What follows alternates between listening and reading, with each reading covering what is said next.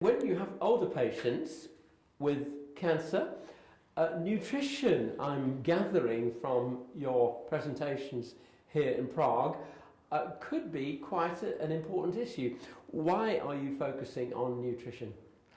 Well, nutrition is one of many aspects in the general support of cancer patients that plays a very, very important role that we haven't really focused on, but we should really focus on, because there is sufficient data among our colleagues in geriatrics to show that patients that are at home present in maybe 20 to 30% of the cases signs of malnutrition. Patients that are already in nursing homes will present in 50 to 70% of the cases malnutrition. And malnutrition equals many more problems.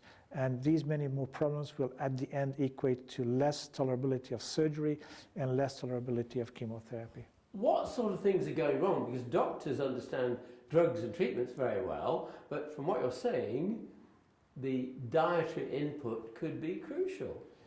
The dietary input is crucial, not in the short term, but many elderly patients, for various reasons, don't have an adequate dietary input.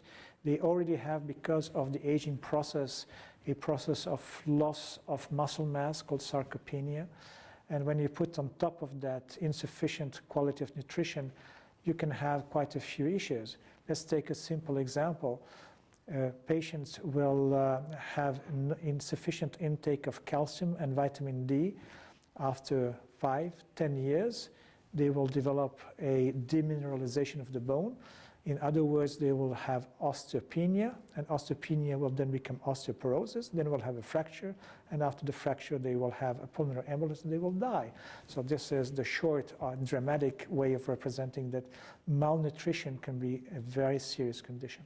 Can this be corrected by using supplements, or do you have to work out a whole dietary package? I believe that adequate nutrition does not need for a majority of the patient special supplements, except for in patients that have insufficient mineralization of the bones. Before using calcium and vitamin D, we should think of exercise, and then we can add drugs like the bisphosphonates and the denosumab. For patients that have malnutrition and weight loss, the first thing is to try to see what is the dietary habits. But for some patients, it will be necessary to add supplements. And some patients have malnutrition because they have no appetite. And we do have some promising new agents that have not yet been approved that might modify the situation in some cancer patients undergoing cancer treatment. Now, you mentioned exercise there, and nutrition and exercise go together. What do you recommend patients? Clearly, if you have cancer, you might not be feeling well enough to take a lot of exercise. You are putting the finger right on one of the issues, is that there is universal recommendation to increase the level of exercise, not only because of cancer, but because of cardiovascular issues also.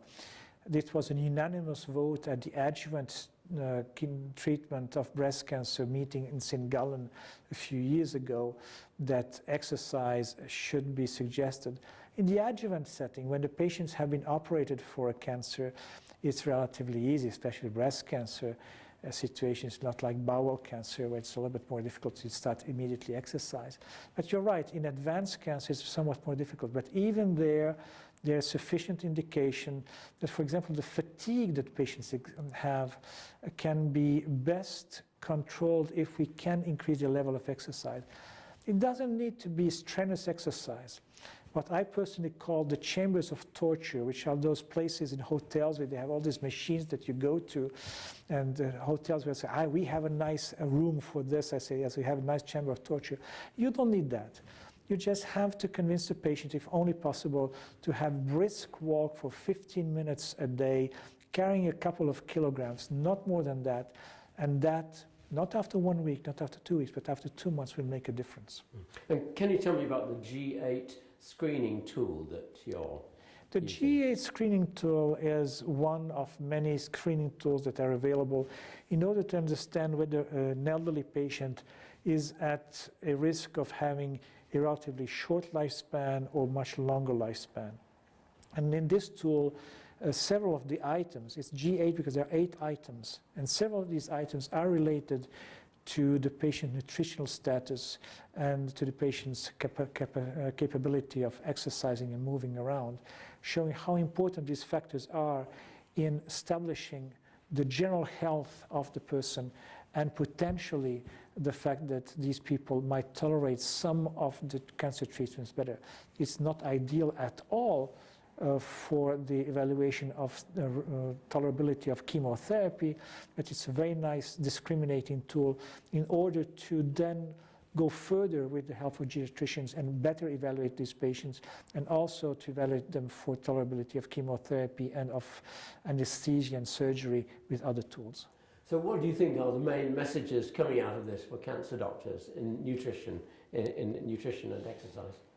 I think that there is a very simple tool, which is the MNA, which is the minimal nutritional assessment. Is very simple to apply, but already looking at a very simple factor, patient's weight. If you have in your chart as a GP your patient's weight, and your patient was, let's say, 75 kilos last year, presents with some cancer symptoms and has lost 10 kilograms, you know that this patient is going to be very poorly. It might not be related to the fact that patient is not eating well anymore. It might be related to changed metabolism. But nevertheless, this is a very important indicator. And then asking the patient on the general dietary habits, what do they have for breakfast, lunch, and dinner? And you'll realize that many elderly patients have an insufficient intake. And then you realize that actually you ask them, oh yeah, my weight was 80 kilos 5 years ago and now it is 70. It's not usually a good sign. Sometimes it can be. When they were 95 kilos and now they're at 85 is probably better. But going from 80 to 70 for a gentleman who is 185 centimeters might not be ideal. So in a few words, what should doctors be doing? Call to action. Call to action, ask your patient about their weight and ask your patients about what are they eating and how do they compare their appetite compared to people around them. And if they say, well, I don't eat as much as, that's a sign that maybe something is wrong.